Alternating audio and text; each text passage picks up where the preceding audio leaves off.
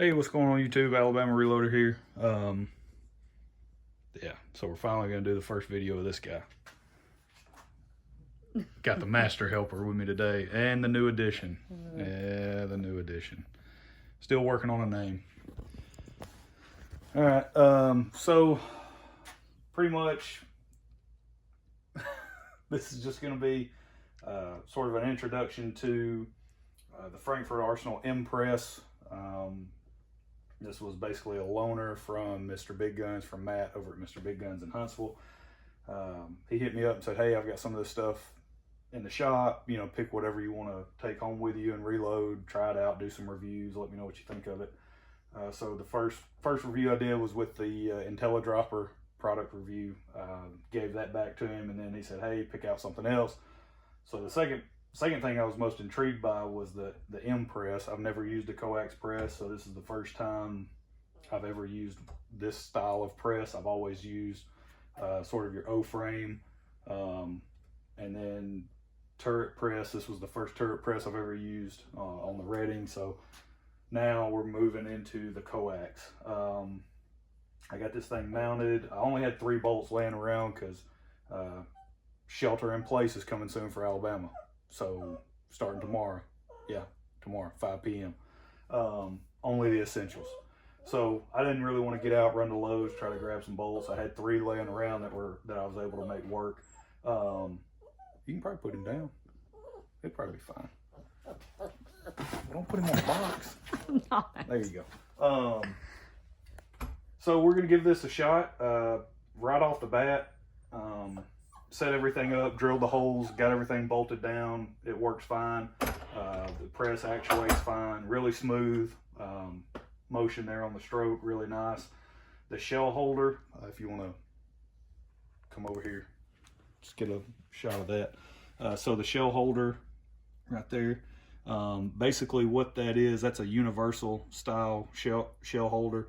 So it's going to tell you 223. They've got different sizes, and pretty much what you have to do, you have to pull this guy back, these 2 little knobs here, you pull them back and you rotate to whatever the desired cartridge is, or diameter, that type of thing, whatever you're trying to reload. So pretty much there's no shell holders like there are with other presses where you're having to pop these guys in and out. So gone are the days of those guys. So that's actually pretty cool. That's a neat feature of this press. Something else that was really unique that threw me for a loop were these die blocks. These guys, because I'm not used to that. I'm used to the lock rings that you see on basically all the dies that are manufactured. So I screwed this die in like normal with the lock ring on it, and then I was like, oh dummy, you can't, that won't fit with the lock ring on it, so you got to take that off. Once you have your die screwed in place and you find a setting that you like, then you tighten that set screw, and that locks your die in place, so you're good to go there. Let's see, and actually I got to tighten that set screw because I didn't do that earlier. Let's see. So there's that. What else? It has a light. I thought that was pretty cool.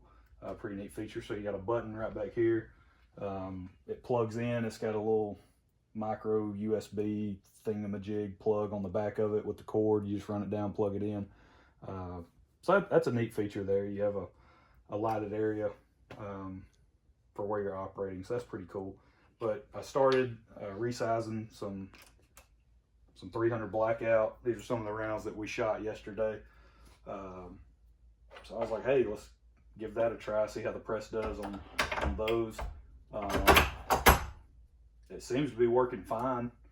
No problems whatsoever. It resizes and deprimes pretty easily, but of course that's 300 blackout, so there's not a whole lot to it. Not sure how it'll handle 338 Lapua mag. Still got to run that through there. Those type of things. So down here on the bottom though, one thing, I'm assuming maybe I just don't have this piece. I don't know if it was in the box or not, but some way to catch the primers. So if you'll look right here, I don't know if there's like something that's supposed to go here. or how this is actually supposed to look or function, but all it does is drop the primers down whenever you deprime. So I don't know. I don't know if that's just the way that's designed. That's how it's supposed to be, because there's not a whole heck of a lot of room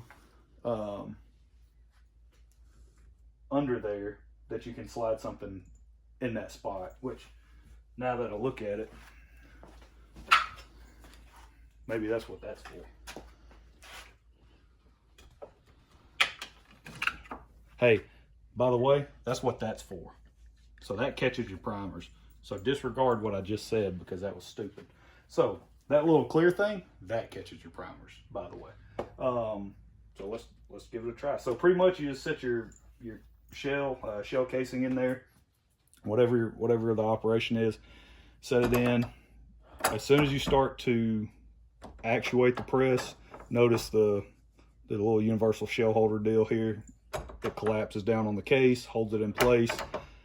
This is a self-aligning die setup, so this block, it allows the die to float